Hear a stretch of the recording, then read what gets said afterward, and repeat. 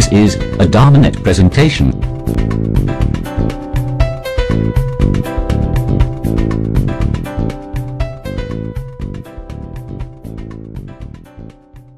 So for this evening's Dhamma talk, I'd like to go into more detail in talking about some of the topics that I mentioned briefly, talking before the meditation, and particularly on the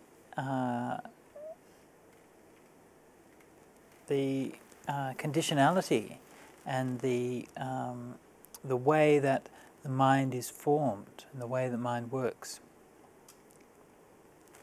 This is something which is very central to Buddhist teachings, and it's, I think, one of the unique qualities of the Buddha Dhamma is that the Buddha gave such a central importance towards understanding the mind and understanding how the mind works. Essentially, the goal of Buddhism, to find freedom, to find peace, to find happiness, comes when you can really understand how your mind works and that you're able to let go of it. Of course, this is not just an understanding on an intellectual level, but understanding at a very deep experiential level and understanding at a level of letting go.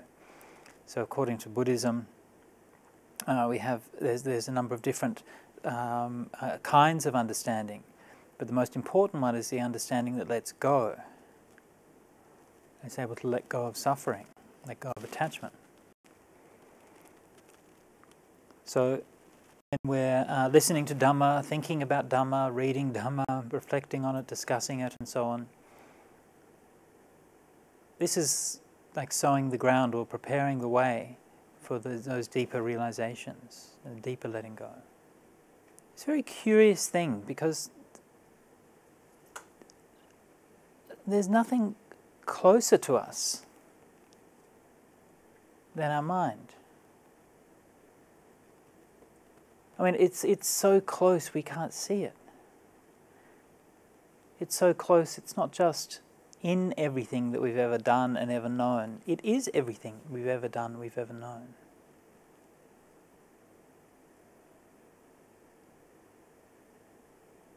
Every thought we've had, every memory, every emotion, everything we've seen, every song we've heard. This is your mind. So of course Buddhism is not an idealist philosophy. It doesn't say that there's only mind and nothing else. Okay?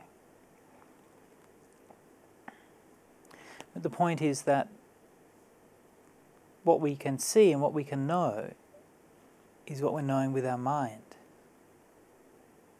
And it's I think a curious thing that we give so much care and attention and so much interest to knowing things outside of our mind, and very little to knowing actually what our mind is.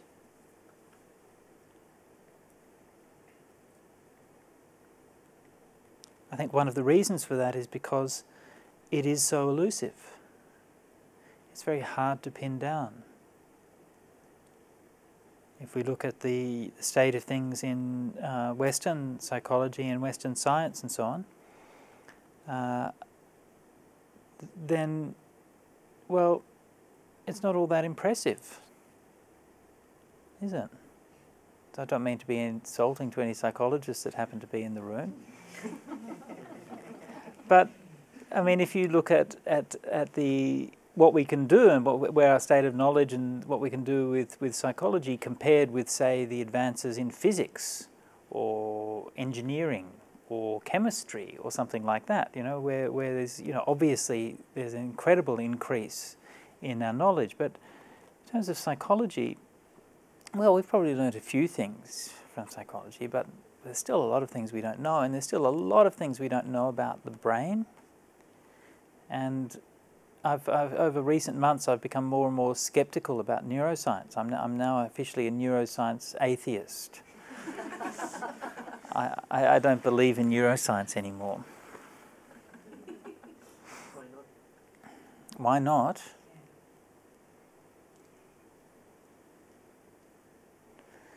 Why don't I believe in neuroscience anymore? Because of golf.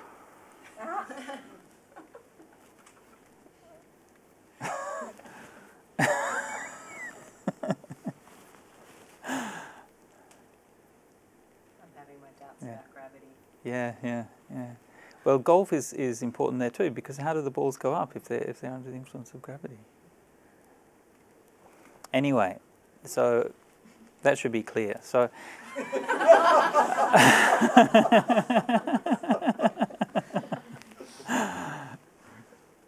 Well, no. Okay? You think about it, right? Now you think of when this is a bit of a kind of a side thing, but okay, what are you doing? Let's say you're doing an MRI scan, right? So what does an MRI scan do? MRI, magnetic resonance imagery, and so it measures or it reads in a kind of 3D map something about magnetic resonance, what's happening in your brain. Now the resolution that they can do that in is quite low. I think there's 1 pixel per about 70,000 neurons or something like that. Okay, so the degree of resolution that they're able to pick up is very kind of small, but very, very coarse. And you can sort of make these kind of maps of what's going on in the brain. So you measure magnetic resonance and you assume that, well, if you're picking up magnetism, it's because there's iron there. And you assume that if there's iron there, then there must be blood there, right? And if you assume that if there must be blood there, then there must be some kind of brain activity. Your brain needs the blood. That's why the blood is there. So you assume that that's got some kind of relationship to what your brain is doing, and you assume that that's then got some kind of relationship with what your mind is doing.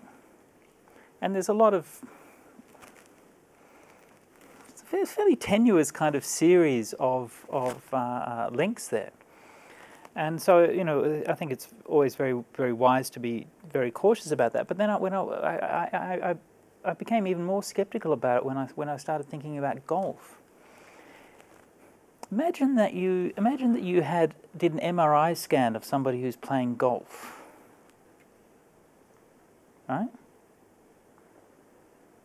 Right. So instead of doing just their brain, you did the whole body, yeah?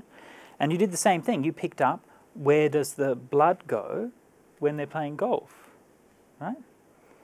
And so presumably what you'd pick up would be you'd say, well, you know, when they're preparing for the to swing the, it's, you know, it's just like standing. It wouldn't probably not that different to kind of an ordinary person standing. But then when they actually take the shot, you know, there's probably a lot of blood flow to the upper body, shoulders and arms and so on.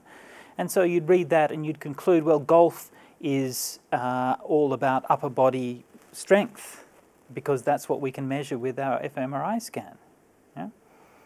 But of course, if you talk to a golfer will tell you, well, it's got nothing to do with upper body strength. Yeah? Golf is about balance. Yeah? Playing golf is about poise. It's about knowing when's that moment to actually hit the ball. It's about having your eye that can see where it's going to go. And none of those things are going to be even vaguely picked up by the MRI scan. And it's not even, I can't even see how they possibly could be. And if something which is so relatively coarse as golf, and again, apologies to any golfers who may be present, and I hope I don't misrepresent your sport in saying this, if something as relatively coarse as golf is still so out of reach and still is so poorly represented by something like an fMRI scan, how much more so is something subtle like wisdom or compassion? Yeah, I mean, what do you actually, you know, people say you can do the fMRI scans and you can see when these things are happening in people's brains. I mean, what are you actually seeing? I mean, for all we know, the compassion is happening actually in 2 neurons in the back of the head that have nothing to do with what's going on with all the stuff you can measure in the fMRI. But then you can say, well, you can test it because if someone has damage in that region, then they can't feel compassion. Yeah. So that's one way you can test it. But it's the same thing applies to the golfer, doesn't it? They can injure their shoulder, well, they can't play golf anymore. So it's got something to do with it, but actually it's not the important thing. So this is why I suspect that what we're seeing in a lot of these things, yeah, it has something to do with these kinds of emotions, has something to do with mental activity, but I'm not at all convinced that we really know what it is that it has to do or how those things work. So anyway, I'm just going to throw that out there, and those of you who are true believers can refute me later on. Moving on to what I was saying, the basic point I was trying to make with all that was simply that in the West and through our scientific methodology, we haven't really advanced all that far in our understanding of how the mind works, I think. And I'm not convinced that science is going to be all that helpful in that regard. So if we take a step back from that and have a look at how the Buddha approached things, of course the Buddha approached things from a very different perspective, and he approached things from the subjective. He said, well, it's not about looking at the mind or the brain in a laboratory or with machines or something like that. It's about investigating and reflecting on experience, how you actually know.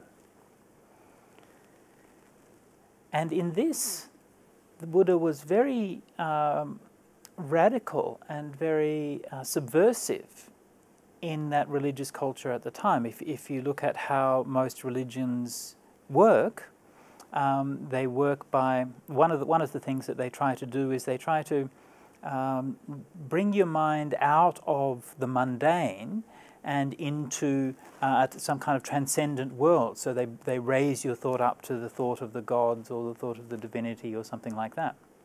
So it's kind of, they raise people up by raising their attention to something which is felt to be better or higher, or is going to lift you out of your or give perspective to the sufferings of your life. And so rather than doing that, the Buddha took a very different approach and said, no, don't put your attention anywhere else. The practice of meditation is not about reflecting on divinity or transcendence or anything like that. The practice of meditation is about looking at what is happening here and now in this very body, in this very mind. Looking at things that are very, very ordinary. Yeah? And this is a very, very subversive and disturbing way to approach religious life. And one thing that's kind of interesting in religious history is the reactions of some of the Europeans when they went to places like Sri Lanka and they started to read some of the sacred scriptures. And so one of the most revered texts in Sri Lanka is the Satipatthana Sutta, and very often sort of copies of it are kept in the monastery and these kinds of things. And when the first Westerners sort of started to read these things and get people to explain, what is this sacred text? And they were like, oh yes, well you sit down and then you watch your parts of your body, and there's hair of the head and hair of the body and nails and teeth and skin and, and flesh and bones and urine and excrement, and you're supposed to reflect on these things and so on. And it was like, what? What are these people doing? Yes, and then you reflect on on the bones, yes, a corpse which is being eaten by jackals, and what's going on? Yeah, how is this religious? To be bringing your mind and your attention to something which is so ordinary and so everyday. This is a you shouldn't underestimate how radical and how powerful this innovation that the Buddha brought. We can find all of those things that people look for in religion: the transcendence, the freedom, the joy, the sense of a higher meaning, the sense of a greater context to live our life in. All of those things we can find not by seeking them in some transcendent idea, but through looking into ourselves, looking at understanding our own mind.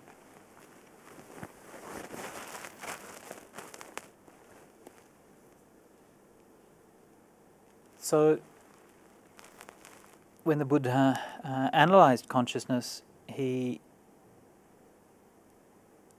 would typically use the most common kind of analysis, chakuncha paticca rupeja upadjati chaku vinyanang tianang sangati paso. So dependent on the eye and forms arises eye consciousness, and the three of them coming together is contact. So again, you sort of notice the way that the Buddha's talking about these things. He talks about it in a very, very matter-of-fact way. Yeah, he's just describing an empirical process. Yeah, and he doesn't do it in a way that's trying to persuade you that this is what's happening. He does it in a way that invites you to reflect on your own experience and to see what is actually going on in your experience. It's also, I think, interesting, and something which you wouldn't necessarily notice within the Buddhist tradition, that the Buddha is always very consistent in how he presents sense experience. Like he always lists the senses in the same order: the eye, ear, nose, the tongue, the body. And of course, the sixth sense in Buddhism is always the mind. Okay, so that's quite interesting in itself, that the mind is regarded as an organ of perception in the same way that the other senses are. Okay, obviously in some ways different, right? But in some ways similar. Now in Buddhism, that's entirely consistent. It's always presented in that same way. If you look in the pre-Buddhist scriptures, the Upanishads and so on, it's not consistent at all. The senses are constantly presented in different sequences, or they're mixed up with other things. So instead of being just the senses, it'll be mixed up with like breath or speech or other kind of faculties and things, which sort of conceptually, we can't understand why they're in the same kind of category. So the Buddha sort of cleaned it up and rationalized it and said, okay, we have these six senses. And starting with the eye, I think, is very significant. The eye is very important as a sense, I think, for humans generally, right? But I think also the eye is interesting because it's more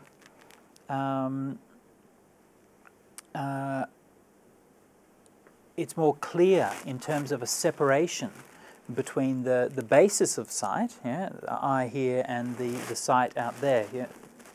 Whereas things like smell, for example, or touch, or taste, it's not so kind of, they're much more kind of intimate.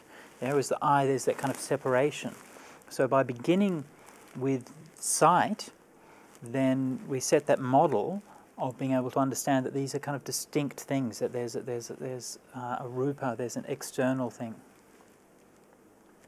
And we shouldn't underestimate how precise and how accurate this is. If you look in ancient civilizations and theories of sight, you see that many cultures have quite unscientific, or what today we would think of as unscientific theories of sight. For example, many people believe that you see things because your eyes send out a ray. Right? So that it's not the light coming in, but actually you send out a ray, which is what enables you to see. And this is quite a common belief that many people have. And so the Buddha's ideas on this is based on that kind of direct experience. The eye and forms, rupa. And of course, these days we know that of course, this is how sight arises. Yeah, we have to have the physical basis for sight. Yeah. And in a broad sense, then that's of course the entire eye with the lens and so on and so forth. But in the kind of the narrow sense, and you have the rods and cones at the back of the eye, which actually sort of sensitive to light, the light-sensitive cells. And there has to be some external phenomenon that we can see, we call rupa. It stimulates the sight. And the two of those coming together, upadati cakkaviññānaṁ, visual consciousness. So one of the things that we notice here is that the Buddha treated consciousness as being different kinds of things. Okay? Eye consciousness is one kind of thing, ear consciousness is another kind of thing. Again, obviously similar kinds of things, but different. This also is very important, that from a Buddhist point of view, that these things are not, there's just a thing which is consciousness. Yeah? But consciousness is a function that arises out of certain causes and conditions.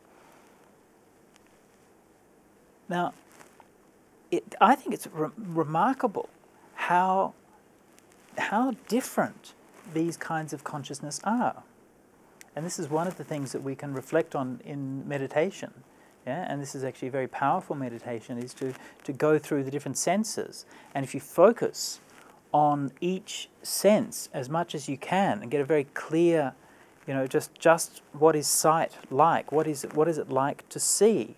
Yeah? And just focus on that, ignoring all of your other senses. And then you go and say, well, what is it like to hear? And you focus on that, focus just on hearing. Yeah?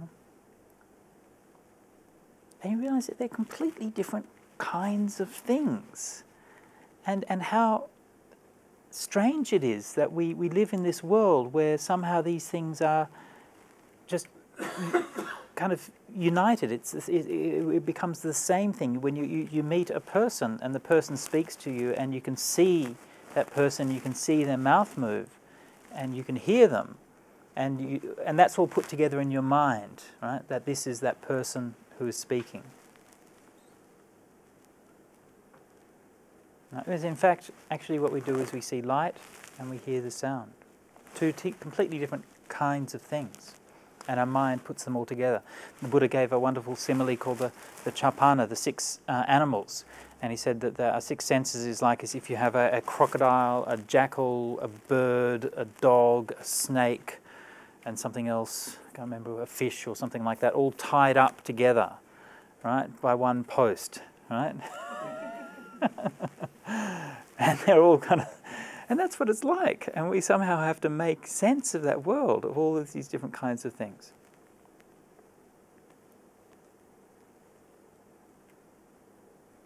So in a meditation, we investigate that and we see, this is the arising of Chakkavinyana. And Tiranang Sangati Passo is coming together of the three is contact. So we think of contact is something like stimulus. Yeah? So what it means is that all of those things have to be there together. Obviously, you have to have enough awareness, right? And to actually pay attention. And we all kind of know what that's like. Either maybe if you're asleep, or if you're very distracted, yeah, or something like that. You're walking down the road, checking your emails on your phone, and then get run over by a bus. You know, we all know what that's like. So. So you actually have to have that active attention, yeah? And so all of those things have to come together. And so this is that contact, that passo, that stimulus. And so that idea of passa is actually a very, very interesting idea in Buddhist psychology. The Buddha said, it gave a simile for passa, they usually translate it as contact. But the word passa literally means touch. But it's applied to all of the senses, not just the sense of or the physical sense of touch. And so that passa, that contact, he said, what is it like? He said, passa is like a flayed cow. A cow with its skin ripped off. And if it's standing under the trees, then all the animals under the trees, the little insects, are devouring its exposed nerves. And if it goes into the open, then all the animals there are eating its exposed nerves. And if it goes into the water, then the animals there are eating it as well. It's kind of revolting, isn't it? But that's what it feels like, yeah? And that's something which, the deeper and deeper you go into meditation, the more you realize that that's the case. You know, and that we actually go in our life seeking for stimulus, right? Our minds are hungry for experience. We want to see sights. We want to taste. We want to hear things. Yeah? And yet it's actually underneath is this kind of irritation. And what often what those distractions are doing is they're those things we want to see, they're actually kind of distracting us from a greater irritation. Like if we weren't able to see those things, right? You see something beautiful, so that distracts your eyes for a while, and that it distracts you from all the other more painful things that you can be experiencing. It's passa. And that comes out more and more when you're sitting in meditation, yeah? So we were just talking earlier about the incredible suffering of the clock that rings in meditation, right? Or that ticks. And you've lived your whole life and you've never once thought of a ticking clock or a clock going off as being something which is annoying or suffering or something. But when you sit in meditation, suddenly it's like, oh God, that's yeah, it's passa, it's contact, yeah, because you're starting to perceive what is it like to actually be peaceful. What is it like when you don't have that constant irritation of contact, yeah? And then even those little things, it's very innocuous things. Yeah, a little itch on your skin or something like that, and it actually becomes quite painful or quite annoying. So this is how in that we're seeing this conditionality of consciousness, yeah. And so the same, even though the Buddha started with teaching the eye, the same applies to all of the other senses: the ear, the nose, the tongue, the body. And each of those can be investigated in the meditation in the same way. But of course the most interesting one is the mind. And the Buddha said the mind is like He described it in one simile as being like the lord of the city that sits in the middle of the crossroads. Yeah? It's a very interesting simile, yeah? And so the idea is that the lord of the city sitting in the middle at the crossroads, and from each direction, yeah, messengers come. Yeah? So and they come into the city through the gates. Of course, the gates of the city are the senses. Yeah? So the messages are the stimulus through the six senses. So the mind is sitting at the middle of all of these senses. Yeah? The eye consciousness sees, but eye consciousness only sees colour. Right? It sees light. That's all. The ear consciousness hears, but all ear consciousness hears is like the wavelengths of vibrations of air. Yeah, called sound. It doesn't hear songs and voices and cars. We make that up in our heads. Yeah, in our minds. The ear only hears sounds. Yeah? And similarly, the nose only smells smells, the tongue only tastes flavors, the body only tastes touches. All the meaning of those things is given in the mind. So the mind does the most complex, by far the most complex job out of all of those things. But one of the wonderful things about the way that the Buddha talked about experience in this way was that he again, following a very scientific approach. In science, you always start with what is clear, what is well established, and then you can gradually infer and develop towards what is less known, right? That's the basis of scientific method. Yeah? You start out with known facts, and then you move towards what's unknown. So that's why you start out with what's more clear, is the eye and the sight and that kind of consciousness which we can analyze in experience fairly readily. And then you use that same model when we're applying it to understanding the mind. And so just as we have the inner eye and the external objects, you have the inner mind and the external objects of the mind, okay? So the inner mind is the awareness, right? The mano-vinyana, mind consciousness. And then the external objects of mind, so the external objects of mind are anything that you experience or are aware of that you're not aware of through the other five senses, okay? So that includes thoughts, emotions, yeah? It includes imagination, so it includes images and so on you conjure up in your mind, memories, and so on and so forth. So these are all the Dhamma, the objects of the sixth sense, the objects of the mind. And just as in the same way that the eye consciousness depends on some light, right? You can't see anything without having light. Now, that's not just when we think about that, right? Okay, we can think of it in a fairly shallow way, saying, well, if you turn all the lights out, right, you can't see anything. Yeah? But it applies in a much deeper sense as well. If we didn't live in a world with light, we would never have evolved eyes, right? If we were some kind of slug organism that was living at the bottom of a cave, right, and a mile under the earth or whatever, or living at the bottom of the ocean or something, where there's no light, we either develop some kind of phosphorescence so we could glow, or we wouldn't have eyes. Right? So that the presence of light is actually causing the eyes to exist, right? Not in an immediate sense, but if you think of it in the long-term sense, yeah, without the light we wouldn't have eyes. And so it's the same thing with the mind. It's not just that we have an awareness that happens to be aware of thought, right? But it's thought actually conditions what the very nature of the mind is. It's not just that it happens that we are aware of a memory, but memory is conditioning the very nature of what the mind is. So there's this mutual conditioning going on all the time. And the Buddha talked about this. He said that the Pali phrase for it is that namarupa paccaya vijnanam, vijnana paccaya namarupa. That namarupa, which is the forms, the shapes, and the concepts in the world, condition awareness, and awareness conditions the forms, shapes, and concepts in the world. And he described it as being like two sheaves of wheat, which are tied up in bundles, and they lean against each other. Yeah? And so if you pulled one of them away, then the other one would fall down.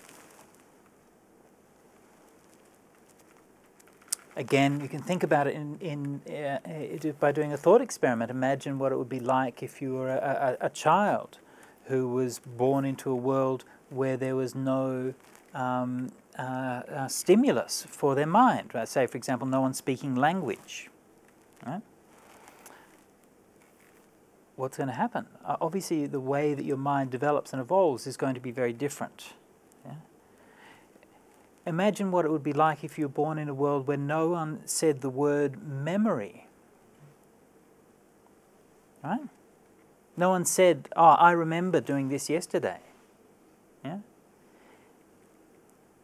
Memory is not just something which is innate. It's not something that's given to you. It's something that you learn how to do. And when people say things like, "Oh, I remember doing this yesterday," you pick up on that word, you get this idea what it is, and then you start to practice it and to remember it and to pick that up as well. It's a learned behavior. Imagination is a learned behavior. These things don't just happen.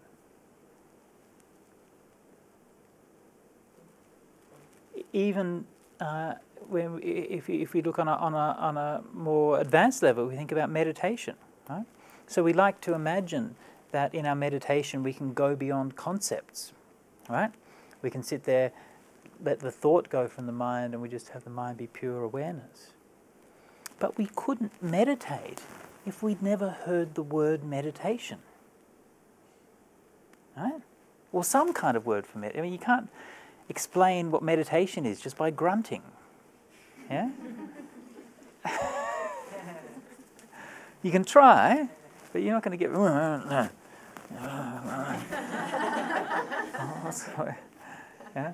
Yeah. So we use... And words direct experience. They direct your attention. Yeah? By calling attention to something, right? Look inwards. Yeah? If you look at the breath, contemplate the breath and see how the breath shapes your experience. Yeah? So by by directing attention to these things, using words and concepts and so on, this is what in Buddhism they call nama-rupa, then that shapes the way that attention forms. It's a very powerful idea. For most of the time in Western philosophy, they usually had some kind of idea of the mind as being something like a tabula rasa. Right? The mind is a kind of a blank slate, and you can kind of come and draw stuff on it. So it's an idea that the mind is kind of given. Right? The mind just exists, like a blackboard or a sheet of paper just exists, and we can come and put stuff in there. Yeah? But no, the Buddha said that these things evolve together. It's a much more organic way of seeing things. Yeah, the mind grows up organically in its context and in its environment, just like anything, just like a plant. Yeah, it's dependent on its soil and the water and so on, but it also influences those things. Yeah, we know that now. Yeah, if you cut down all the trees, then the rain stops falling. Right, so it's not just a one-way conditionality; it's always a mutual conditionality. So when we understand this, one of the things that implies is that we have to take responsibility for our own mind. Yeah? How our mind is depends on how we use our mind. What do we do with it? How do we pay attention? What kinds of things are we going to use our mind for? What kinds of things are we going to stop using our mind for? Right? Things that might be painful or harmful. And when we direct our mind in that way, what kind of effect does it have? When we bring attention to these kinds of things, what kind of effect does that have? Yeah? So this is that process of inquiry, which we should all be kind of developing through our mindfulness and through reflection and through the meditation. Yeah? So you be aware what happens when you have a very stressful day at work and people are yelling at you. You know, that's a certain kind of object of mind. There's these certain sounds. Yeah? It's a really good way to annoy people if they're angry with you. You say, "Oh, that's a sound."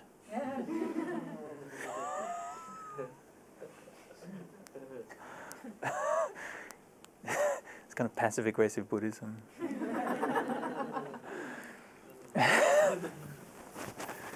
Even worse is if you say to them, "May you be happy." That's like.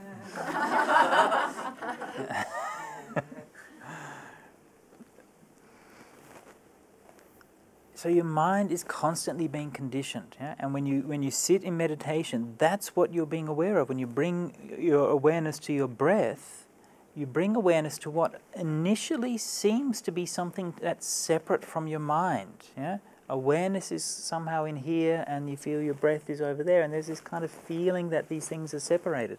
But the longer that you go on, the more that you see that everything that happens in your mind is somehow reflected in your breath. A memory comes up, you feel angry because of what happened, and you see that in your breath. The tone of the breath changes. Yeah? Some thought about something else comes up, the tone of the breath changes. Mind lets go and relaxes, the breath becomes more tranquil and your whole body becomes more tranquil. Everything that goes through your mind is constantly being reflected in your breath. This is how that breath meditation works. Yeah? It's not just watching air, it's watching part of you, part of your mind. And the longer you stay there, the more clear your awareness, the deeper and the more constant your mindfulness, the more you will see your own mind in that breath. And that's when you start to get the feelings of joy, the feelings of bliss and letting go, and the bright light, the nimitta that comes in the breath meditation. That bright light is nothing else than the reflection of your own mind, your own consciousness. That is the light of awareness, which becomes bright and becomes radiant when the defilements of the mind sink down and fade away. And the clarity and the mindfulness of the mind is very strong, and the mind becomes radiant. That's when you start to see this whole process in a much more direct way. Yeah? That's when you start to see not just a kind of a misty echo of the mind in all of these kinds of things, but you start to see the mind face to face, yeah? More looking directly at it and realizing what awareness is. When you start to go to those deeper levels of meditation, deeper levels of awareness, it's a revelation.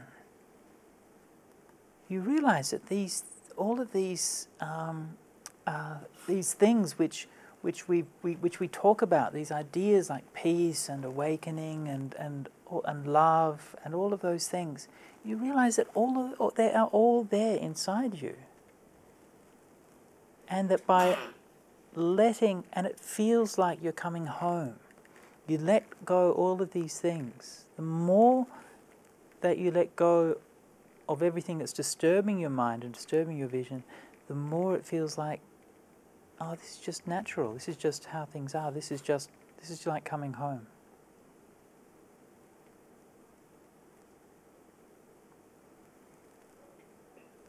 So this is my little talk for you this evening on meditation, the mind, conditionality of the mind.